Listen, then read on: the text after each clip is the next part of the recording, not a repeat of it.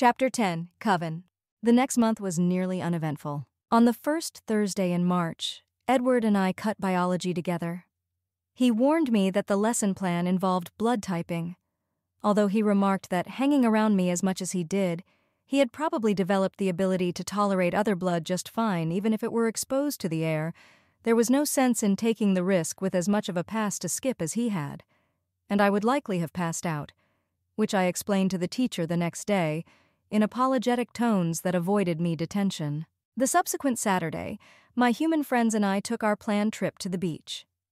I wanted to invite Edward along. With Mike and Jessica finally having declared themselves mutual significant others, and Eric and Lauren vaguely wending that way, it looked a little coupley apart from Angela. But Edward wasn't allowed on Kilut land, and First Beach was in the relevant area. Some Kilut kids turned up while we were there. Jacob, among them, made a beeline for me. I complained conspicuously about Edward's absence after greeting him. This prompted Jacob to tell me scary stories about the Cullens once he realized that it was that particular Edward whom I was dating. They added no factual data to my supply, except for the tidbit that it remained against tribal law to kill wolves. I did get him to flesh out the cast of characters a little. Jacob was descended from tribal elders and pointed out others on the beach who also had interesting ancestry. I was pretty sure they could all become wolves under the right conditions, assuming the genes had stuck around. What I didn't know was whether this was a good sampling of young enough Kiluts. It was possible that potential wolves hung around together more often, and that was why this group had arrived together. On the 13th, a Sunday, I visited the vampires' baseball field again, this time to watch it used for its customary purpose. The Cullens all liked baseball, but because a vampire hitting a ball with all of his or her strength was very loud, they elected to play only when there was thunder nearby to cover their activity. Constraining game dates also by the desire not to be rained on where they played, this left them with precious few appropriate days. But Alice was well able to predict them in advance. Edward picked me up at my house to convey me there, by car most of the way, and carrying me himself from the house to the field. As the resident psychic had predicted, the field was completely dry while Forks proper was deluged in torrential rain and illuminated by lightning. I sat on the grass, beside Esme, who refereed while the others played, leaving even teams of 3. Vampire baseball was about what I'd expected, too fast for my eyes to follow. I mostly enjoyed the expressions on the players' faces when they were still between moments of action, variations on frustration and triumph. Sometimes they heckled each other, coming up with reasonably creative insults, although I had no way of knowing if they were original to this occasion. Esme and I chatted idly when she didn't need to call out declarations of safety and outness. 15 minutes into the game, Alice froze in place between first base and second. Emmett tagged her out, actually knocking her over with his momentum. She hopped to her feet again, looking frustrated and shooing Emmett and his protests away. Edward, in the outfield, flashed in closer, to stand by his sister. Alice, he murmured. I saw their lips moving, and I knew the other vampires could hear what passed between them, but I couldn't. She was seeing something, and he was watching it, and it alarmed them both. Edward appeared next to me. The others approached more slowly, forming a loose semicircle. Bella, Edward said. There are 3 other vampires, not our friends in the area. Alice saw them before, but they firmly intended to head north without getting very near, until they heard the game and could tell it wasn't thunder. They're curious. I can't travel as quickly carrying you as I can alone. Even if I could, your scent would still be on the field, obviously new. And the last thing we want is for them to start hunting you. He said all this barely slowly enough for me to keep up with the words, and as soon as he'd finished informing me, he turned towards his family and they began talking very rapidly. I caught a handful of the words. Thirsty? Said someone's voice, possibly Esme's. Edward shook his head, I thought at that question, and that seemed a small relief. Only 3. Scoffed Emmett. How soon? I thought this was Carlisle. The answer contained the number 5, but I didn't catch the unit. Minutes were most likely, I judged. Everyone, said Carlisle over the hum of agitated chatter, and the others quieted. let's just continue the game. Edward said they are simply curious. Esme, you catch. Edward said in a hard voice. I'll call.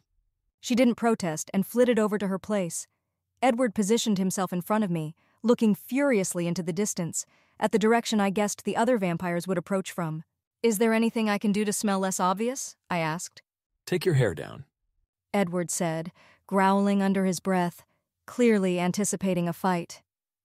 I pulled it out of my ponytail and shook it down over my face. I huddled as small as I could under my coat.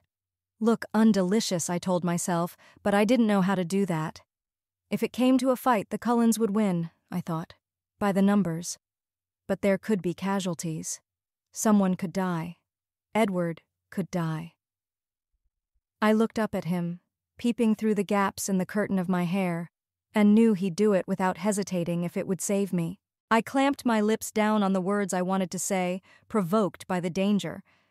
It was not a good time to have that conversation. It would be dramatic, but not clever, and I didn't want to be dramatic if it would put anyone in more danger. The game proceeded tensely. The batters all bunted, not wanting to send anyone running after a ball that careened out of the field as most of the solid hits did.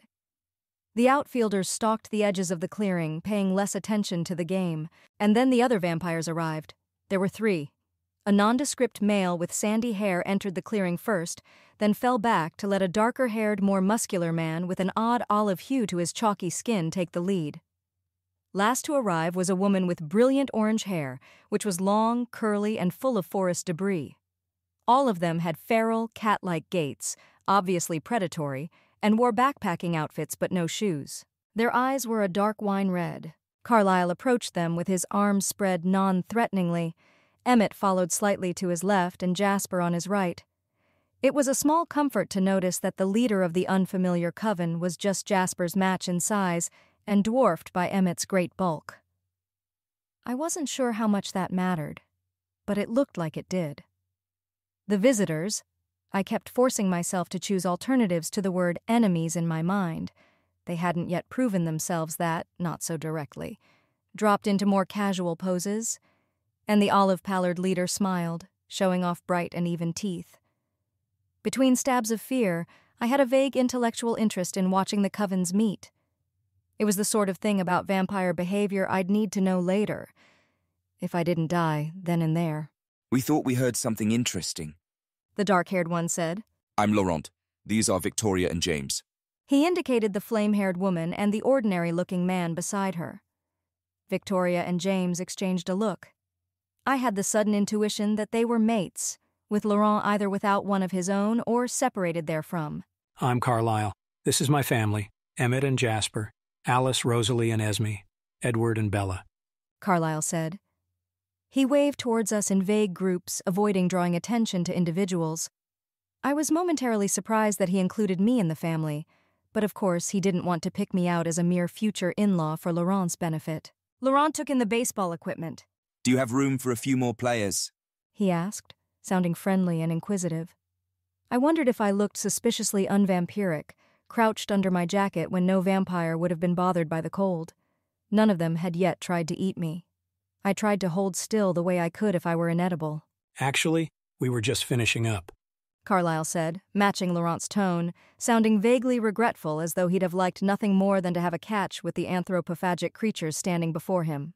But perhaps another time. Are you planning to stay in the area for long? "We're headed north," said Laurent. "but we're curious to see who was in the neighborhood. We haven't run into any company in a long time." Except for their dinner. Dinner probably made terrible company, though, gibbering and begging for its life, and that was if you paused to let it talk. This region is usually empty except for us and the occasional visitor, like yourselves, said Carlyle. Laurent's coven looked relaxed and casual. I wondered if Jasper was leaning on them and decided to thank him fervently if he were. "What's your hunting range?" Laurent inquired, tone casual. The question didn't assume outright that the Cullens hunted humans. They had to have seen the gold eyes, but did they know what that meant? Carlyle described the environs of Forks, covering the La Push area in his claim even though the Cullens didn't venture there, and then said, We maintain a permanent residence nearby. There's another permanent settlement like ours near Denali. "Permanent?" asked Laurent, looking interested. "How do you manage that?" Had they still not noticed I was human? My scent was supposedly strong on the field. The wind had been wrong, but if they would supposedly have smelled me even if I were gone. It's rather a long story. Carlyle said, and then he invited them to their home. I had no idea what he was thinking. There was no way for me to get out of that field without revealing human clumsiness or being implausibly carried. Was he planning to take them there in a splintered group while Edward circled around via some other direction with me? Did he think he had Laurent intrigued enough to avoid hunting me as long as there was information to be had? Laurent did look curious, James and Victoria less so. Laurent said the invitation was welcome. Carlyle then put in a request that they not hunt in the Cullens Range on the grounds that they needed to stay inconspicuous. Laurent agreed readily. His coven had just eaten. I restrained a shudder. And then, as Carlyle began to say something else, a breeze wafted by me in exactly the wrong direction. Edward went entirely stiff, and James was suddenly, as though under a strobe light, posed facing me in a hungry crouch, teeth bared, nostrils flaring wide. Edward snarled like some sort of animal, not the harmless little grumbles I'd heard the vampires make.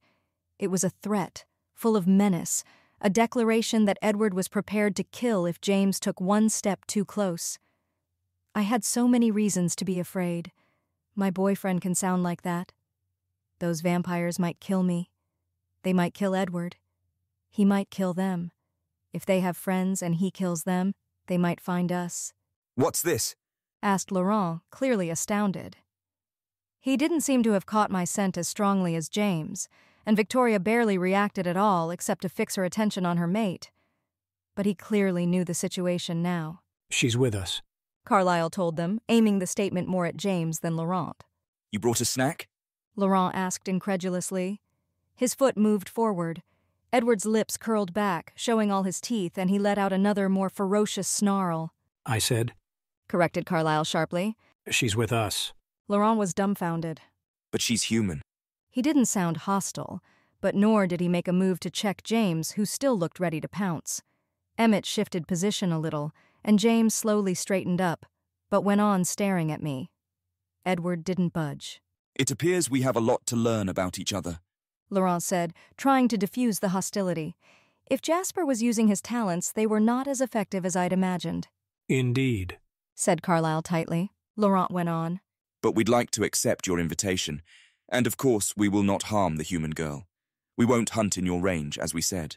James looked at Laurent unbelievingly, and then glanced to Victoria, whose eyes were flicking from face to face without settling in any one place for more than a moment. She looked edgy, but not very interested in eating me, if I was reading her right. Carlyle looked steadily at Laurent and then said, we'll show you the way. And then he called Jasper, Rosalie, and Esme to join him and the foreign coven. They formed a line that blocked me from view.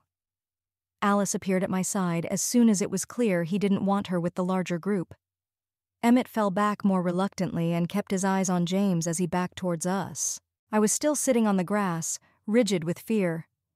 Edward picked me up without ceremony and clutched me so tightly that it was almost uncomfortable, but it was better than huddling in my coat.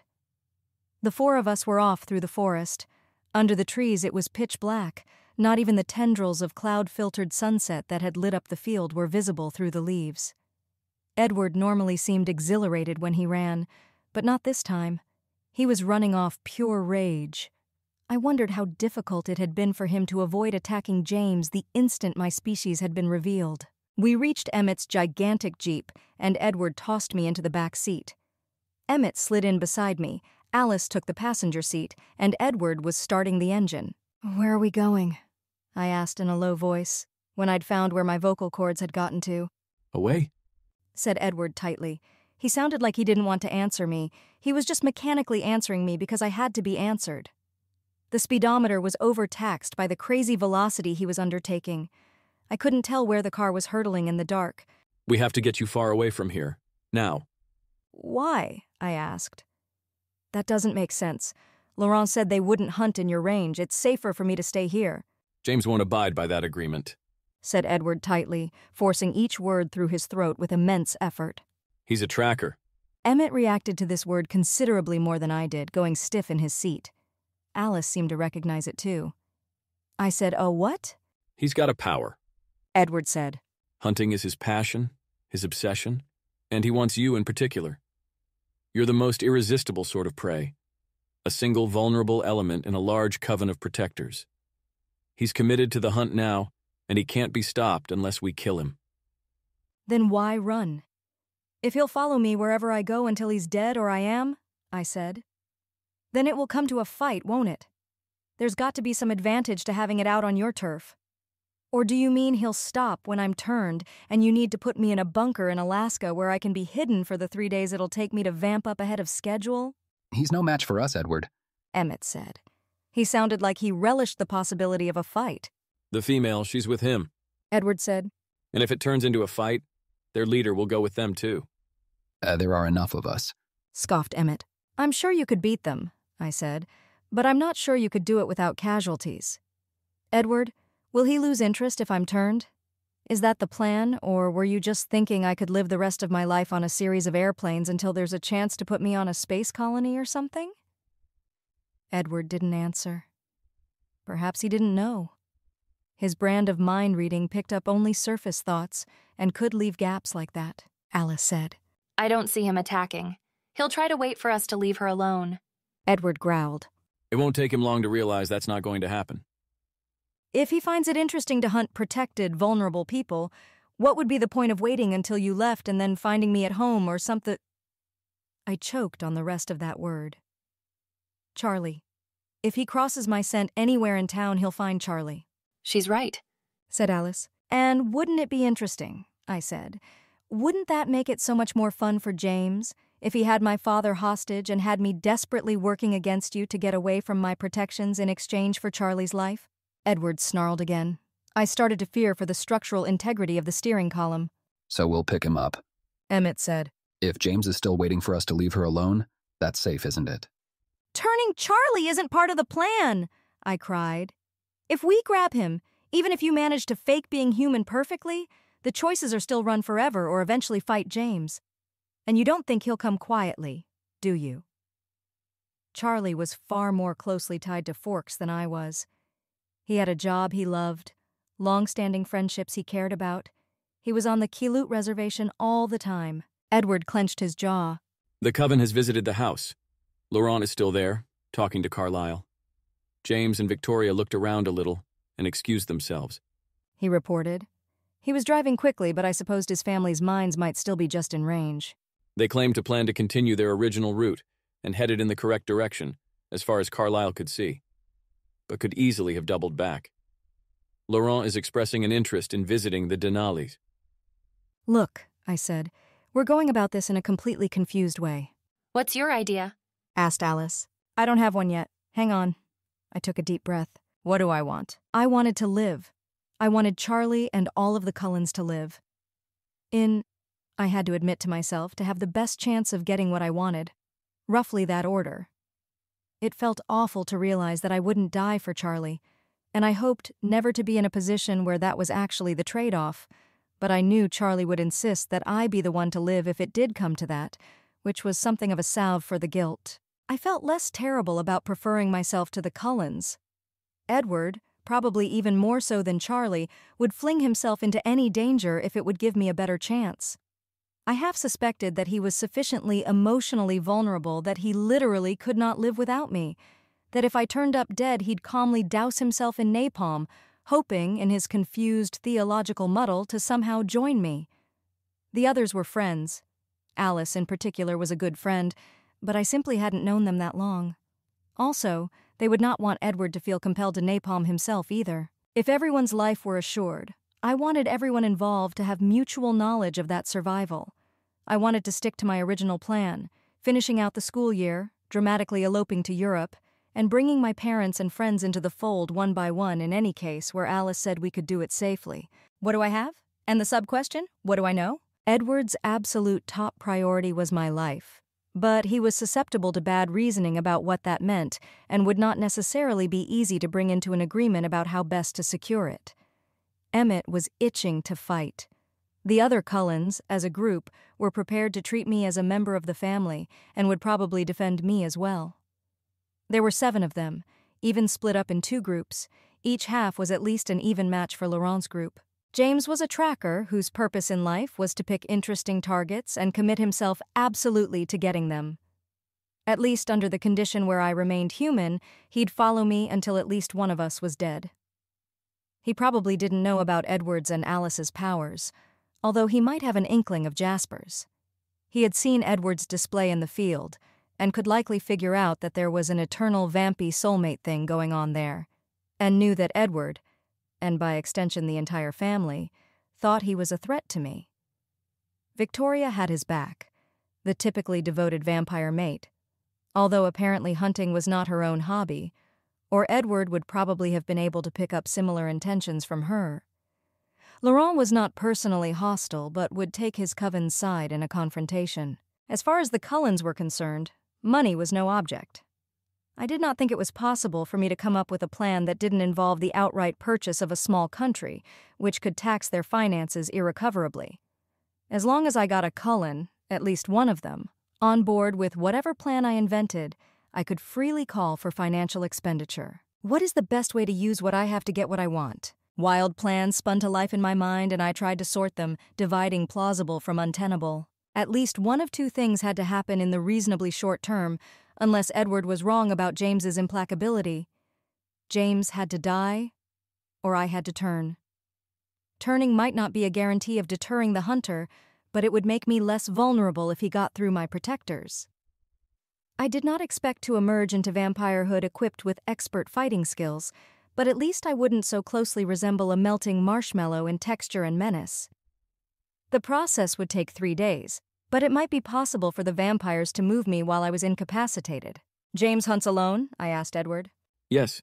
He grunted. He was still driving absurdly fast. I had no idea where he was going. "Alice, can you see if Laurent and Victoria are really going to Denali?" Alice closed her eyes. I saw her in the rearview mirror, concentrating. Laurent is, She said finally. Laurent's really only with them for convenience. Said Edward. I said he'd stand with them in a fight, but that's if they were all attacked together. "Someone should call the Denali group and ask them to keep Laurent occupied for a while if they can," I said. Emmett had a cell phone on him. He flipped it open and dialed a number, murmuring a summary of the situation and request to the friend on the other end once he was answered. "Where is Victoria going?" I asked Alice. it looks like she's going to sort of loiter north of where Carlisle said our hunting range was, Alice reported. and wait there for James to contact her or come back. "She'll wait alone?" I confirmed. Alice nodded. "How long will James wait for me to be left by myself before he'll change plans?" Maybe 2 days, 3? He hasn't decided yet. She said. "What would happen?" I said, "if in that time you kidnapped Victoria?" The car was filled with another hubbub of vampires talking too fast for me to follow, and I frowned, annoyed. Was it a good idea or not? If there was anything James cared about more than getting me dead, of course it would be Victoria. If we had a little leeway of time, 5 of the Cullens could go get her, while 2 at home still left James outnumbered if he made an unexpected early move on me. And then there'd be leverage over James, or bait, depending. If I'd missed something important, I wished they'd tell me. I listened harder. The words I did catch were names, Cullens and the other Coven's members, and that told me almost nothing. "Hey," I said, "I don't really appreciate being left out of a conversation like this," Sorry, Bella. said Alice. We like your idea. We were discussing strategy. Who should stay to watch you and who should go get her and how to hold her once we have her. And then what happens next. "Is there a way to hold a vampire short of, actually holding her?" I asked, miming grabbing a wrist and hanging on. Not really. Not without powers we don't have. Said Emmett. But 2 could do it, especially if Jasper's one. With Laurent out of the way, that leaves 5 more of us to split up between making sure he doesn't free Victoria and making sure he doesn't get you. Edward muttered. If Jasper and, let's say, Esme hold Victoria, and Alice and I watch you, and Emmett, Rosalie, and Carlisle confront James in a group, one of them would have to stay on the phone with Alice so she could direct them. Or maybe Alice should go and Rosalie or Carlisle should stay with you. He fretted, but he wasn't as obviously full to bursting with terror on my behalf and fury at James as he had been before. This was planning, not despairing flight. "Where are we going?" I asked pointedly. Oh. Edward frowned and started to slow down. I was driving to the airport. I suppose we should take you home. You can tell Charlie you want Alice to sleep over. I'll go in through the window," he suggested. The Jeep slowed enough to allow him to execute a safe U-turn. "That works," I agreed. How are we going to keep Charlie from getting taken hostage when I have to go to school? Should I fake sick? Alice saw that as long as I got good long vampire hugs for a few minutes before telling Charlie I didn't feel well, I'd be easily cold and clammy enough to get him to let me stay in. She'd be able to stick by me openly by getting Carlisle's permission over the phone and protesting that I shouldn't be left home alone while Charlie was at work. Edward, of course, would be hiding. Should we even keep Victoria alive? Emmett asked. That's 2 fighters she'll tie up just by being kidnapped. I think we should kill her. Grab some hair first to prove we got to her, and maybe hang on to her long enough to ask personal questions and have Ed pull the answers so we can prove to James that we've got her someplace. But then, we're going to have to kill James, you know. She's not going to put up with that. Sooner's easier than later. Edward and Alice seemed to consider this a fair question. I felt a little queasy plotting Victoria's death.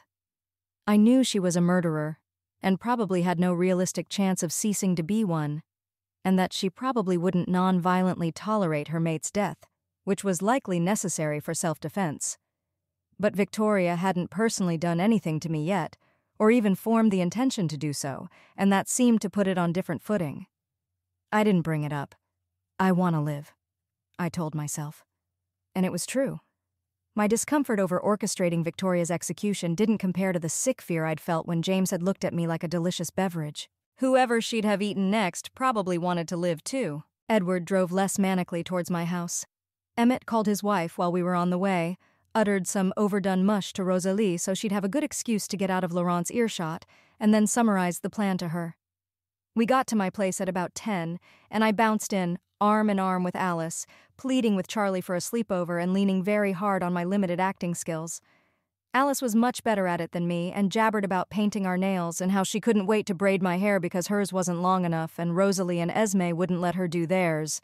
And she just had to dish dirt on her boyfriend to someone who didn't live in their same house, and Charlie finally waved us upstairs, overwhelmed by girly excitement.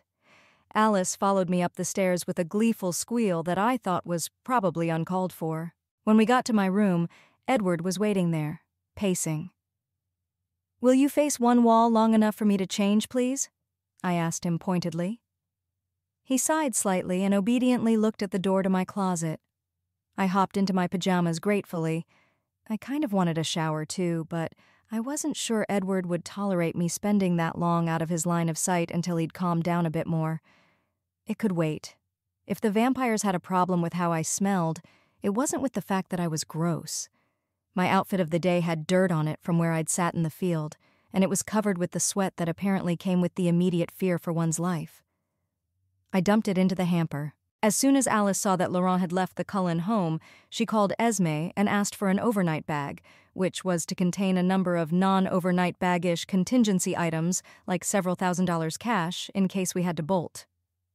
Esme was obliged to make 2 minutes of small talk with Charlie about how her silly daughter had spontaneously organized the sleepover without thinking to pack anything, ha, and she'd just take this upstairs and be on her way. She dropped it off with us, gave Alice and Edward each a kiss on the forehead, patted my hair, and then went out again. To go help kill Victoria. I hoped Victoria wouldn't kill any of them. 5 vampires, including Jasper, should be enough to take down one who had no power or one so inconspicuous that neither Alice nor Edward had caught it. Should. And if they didn't die, but were merely torn to parts, they could be put together again. She wouldn't have the chance to grind them up into powder or the materials to set them on fire. It hurt to think about it. I got into bed and buried my head in pillow. Alice stood by the window and Edward by the door, unsleeping, watchful, as I effortfully nodded off. Edward and Alice were my near-constant companions for the next 3 days, which I spent entirely in my own room or 5 feet down the hall in the bathroom. Edward glared at Alice when she suggested that perhaps I did not need to be accompanied to the bathroom when her sight was clear of James, and thereafter she went with me. I got accustomed to it after a while. They hid when Charlie was nearby.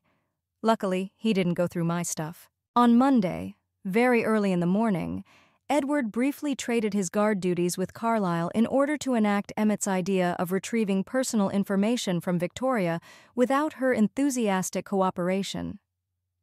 He was back a couple of hours later, grim but looking marginally more comfortable with the state of the world and its population of hostile vampires. Victoria had had a phone, but not a number with which to call James. He was supposed to call her first, so there was no immediate use for her as bait to lure James into a trap. She'd only be useful as a way to throw him off balance when the time to fight came. Esme and Rosalie trailed my father as he went about his work, in case James tried for him. Carlyle went to work as usual and let out that all his children had some illness that he'd troubled to make medically plausible. James was indecisive. The 10th time Alice growled to herself about headaches, I started to suspect that he somehow knew about her power. If he were such a great hunter, why would he make such fragile plans and discard them so readily? It was thwarting us, and rather neatly, but it could only slow him down with most targets. Maybe he didn't care about being leisurely as long as he got to destroy his prey in the most elegant way possible. But Alice did keep seeing fairly stable flashes of his immediate plans, too near at hand to conceal with indecision, and from these she was able to conclude on Tuesday morning that he was in Arizona. Extracting this information from Alice was like pulling teeth. I knew she'd seen something, because she and Edward made faces at each other the way they did when he was reading her mind, and he was talking too softly for me to hear anything, even an excessively rapid babble. "Why?" I asked when I'd finally prodded her to give up this information. "Didn't you want to tell me that James is in Arizona? It would be better if he were in Siberia, but relative to, say, Seattle, Arizona's pretty good." Because your mother lives in Arizona. Edward said reluctantly. "Yes," I said, "but she isn't there now. She's in Florida with Phil." One thing that was very easy to do without leaving my room, along with the homework that Angela brought me every day, forcing me to look convincingly sick, was keep in touch with Renee by email, but the vampires didn't spy on my correspondence, apparently. "Oh," said Alice, and she looked like she felt very silly. Then why would James be there? Asked Edward, flinging his hands up. "I don't know," I admitted, and I didn't. Of course, it could have something to do with Renee, but he might have other tasks in his life that he wanted to accomplish. That involved going to Arizona when he'd been headed north from Washington before, and which he wanted to do while his mate waited for him, so he thought. And that didn't make sense after all. Maybe he thought Renee was there and would leave when he found she wasn't. I tried to think whether there would be any way he'd be able to trace her to Florida. Perhaps his tracking powers wouldn't be deterred by airplanes, but neither of my guardians knew. There was no one she'd leave a note for. Evidence of Phil's occupation was scattered around the house, though, and could let a clever person determine his whereabouts, and hers by extension. It was a lead. More of a lead than I wanted James to have. "Is he going to be in Florida?" I asked Alice, apology in my voice for the probable headache. "Or stay in Arizona for very long?" She scrunched up her face, looking unhappy. I see him in Florida. Yes, I can't tell where exactly, but there's a sign. He's going to be in Florida." I sucked in air through my teeth. "We need to get a detail on my mother." We're already too split up. Fretted Edward. "My mother, Edward!" I snapped. "If someone might be trying to get Esme in order to hurt you, and she weren't a vampire herself, you'd want her protected." This was inarguable. Eventually it was decided that Alice belonged as close to James as possible, to give that group the best chance at killing him and rendering all the guarding unnecessary. The same argument applied to Edward, really, but he refused to leave my side, so instead, Jasper went with her. Emmett went too, as the physically strongest fighter. They left on Wednesday morning, which Alice promised would still put them in Florida before James's arrival. When Carlyle wasn't at work, he hung around near my house. When Charlie wasn't at work, so did Esme and Rosalie. But during the day it was me and Edward. I could not help but notice that by the time Wednesday afternoon rolled around, Edward's eyes were awfully close to black. "You need to hunt soon," I said. "Tonight, when the others show up?" Edward gritted his teeth. He had never liked being away from me, and the fact that James wanted me dead wasn't improving his ability to function without me right there, visibly intact. But I couldn't come hunting with him, and if he got hungrier, he'd be nearly as much of a danger. So Edward slipped away in the night, taking the time to tuck me in first. Besides, James was far away, in or on his way to Florida, being chased down by 3 vampires jointly 4 times his size. And so, of course, it came as a complete surprise when he captured me anyway. I was asleep when he nabbed me. I assumed, when I awoke and noticed I was tied up in the back seat of a moving vehicle driven by James, that there had been chloroform or something of that nature involved, or I would have woken up in the process. What I couldn't figure out was how James had gotten past Carlisle, Esme, and Rosalie.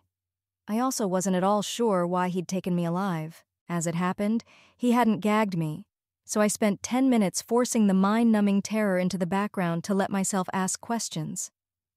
If he wanted me dead, I'd be dead, I told myself. I'm not dead. He's going somewhere. He won't kill me until he gets there. Dread is not useful in any way, shape, or form. I repeated the sentences to myself, letting them march across my mind in a loop, and tried to find a comfortable way to lie on the seat, which proved impossible. So did completely ridding myself of the fear. It was far too appropriate to the situation to be dismissed so easily. I could just barely shove it aside enough to let me think around it, and utter sentences or parts of them, although they shook like gelatine. How? James smiled. I was arranged at such an angle that I could see the rightmost corner of his mouth turn up. Hi there, Bella, he said. I bet you're curious. I'll tell you all kinds of interesting tidbits while I kill you. I'm planning to send your boyfriend the videotape, and it'll be more interesting that way, but I have no interest in repeating myself. My brain flew into action. I want to live. I have the power of speech. How can I get what I want? And then I spoke the words. You don't know? I asked, feigning surprise. I didn't have to conceal the terror in my voice. The lies I'd spun in a panic to protect myself didn't call for me to pretend to be invulnerable or to have a death wish, so I could still act as fearful as I was insofar as that didn't interfere with speech. But I did need to overlay other things on top of that. About the reward? But there's no other reason to kidnap me, I prodded when James didn't say anything. What are you talking about? Wait a minute. Why did you think they were keeping me around? I asked. Didn't that seem kind of weird? And not your boyfriend, then? I made a little snorting noise. You thought that because he snarled at you? No, that would have been much pleasanter all around, I'm sure, I said. The wobbling of my voice between real fear and fake contempt made for an interesting effect. He just wanted to turn me in undamaged to the Volturi, to get the reward. James wasn't buying it, quite, but I wasn't done. They didn't tell me much directly. No reason to, I said. But they talk around me. Not much choice since they never let me alone. I don't know how you got past them. They said I'm a witch, that the Volturi like turning witches. They got on the phone with someone with a funny Latin name, Caius, I think, and made a deal that they'd hand me over to those Volturi people. What were the Volturi offering? James asked, starting to get curious. Let me think if I can remember the exact words. It was something about immunity from the rule about keeping themselves secret, I mused. I guess they really like having a permanent settlement and wish it were more permanent? That it would be okay for people to notice they don't age? They were talking all the time about how they'd have to make sure the word didn't get out too far, that it could just be the one town. But they still really wanted it. Enough to give me to the Volturi people. They had to wait a few days before taking me to Italy because the other two they didn't talk to on the phone. Aro and another Latin name guy. Marcus or something? James gave a slight nod, more invested in the conversation now. Aro and Marcus, I continued. They were out of their city dealing with somebody who broke some rule. The Volturi must be really powerful, huh? I marveled. I mean, those people who had me trapped, I would have tried to run away, but there would have been no way I could do it. And there were 7 of them. I don't know how you got me out. I mean, wow. I can't imagine what would scare them, but they sure wanted the Volturi's permission before they did anything. I paused, for effect. Wow. I bet the Volturi will be pissed if they can't have the witch they wanted after all. Maybe they'll kill all of them. Serves them right. I spat. The unspoken implication was that James, too, would be at the risk of Volturi wrath if he were responsible for the loss of the desired witch. It was a bluff. An outrageous bluff concocted in too little time and too much adrenaline. But he knew I had every motivation to lie like a rug, and already planned to kill me and already had the means to do it. Anything I could tell him that didn't make him kill me sooner, or slower, was a potential improvement. I would have backed off in a heartbeat if he'd shown any inclination to be annoyed with the fact that I was talking, or with the likelihood that I was telling tales. I wanted to set myself up as the useful object that could be destroyed or redeemed for valuable cash prizes, and I wanted him not to accumulate enough hate to pick the first option out of spite. It would be worse than useless for me to annoy him, or at least to appear to be the source of his annoyance or emotionally precious to that source. But James wasn't annoyed. He'd gotten his target. He could have gagged me and hadn't. He could have told me to shut up when I started talking and didn't. The Volturi were the only group I could think of that could definitely kill James and might not kill me, besides the Cullen and Denali Covens. And James knew about them. I had not memorized any meeting places or things of that nature into which I could hope to lure him to good effect. And so I was hoping that the Volturi really did like witches, and that my witchy power was extensive enough that I could prove my claim to their mind reader.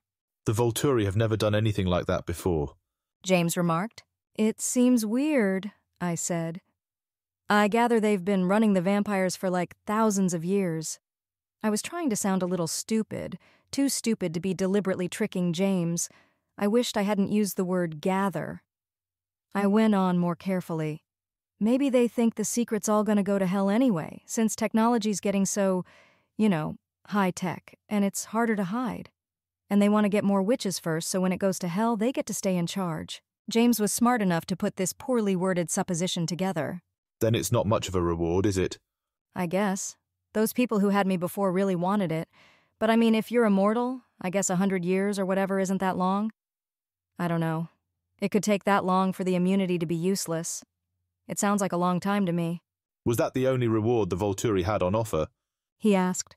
Or did those people ask for it specifically? I'm not sure. I know they were talking about how they already had plenty of money and didn't need more, I said. I don't know what all else the Volturi were offering. I don't know what they have. Hey, I said, are you a witch too? He smirked. Just a bit. Have you ever met the Volturi? What are they like? They don't normally like to be disturbed. He muttered. More trouble than it's worth to just go visit them. Oh, I said and fell silent. Needed to give his mind time to work. There were a few things he could be thinking, and many of them worked in my favor. He could fear the Volturi and want leeway within their rules as a valuable prize. He might admire them and want to curry favor for its own sake. I could imagine that it would make hunting more interesting if victims knew he was coming and could try to resist him, although non-vampire resistance was unlikely to be particularly entertaining. I decided, for the time being, not to mention Victoria. That would make him angry. I needed him curious, ambitious, risk-loving, not angry, and I didn't know how narrowly his taste for drama was beating his taste for blood, that he could calmly drive me around. Anger could not tip that balance in a good direction. Where are you taking me? I asked after a few minutes. The airport. He said. Seattle? I asked. Or one of the little ones? Seattle. The short answers didn't seem to be good green lights for continuing to chat, so I dropped my head onto the car seat and tried to fall asleep.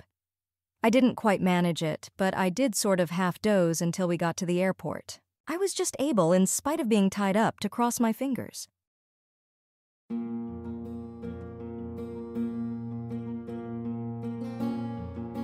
This has been an AI reading of the Rational Twilight fanfiction Luminosity by Alicorn, licensed under an Attribution Non-Commercial Share-alike 4.0 international agreement. If you wish to support this AI reading and others like it, please visit patreon.com/AskWhoCastsAI, where we are releasing episodes 4 weeks in advance of the regular feed. Thanks for listening.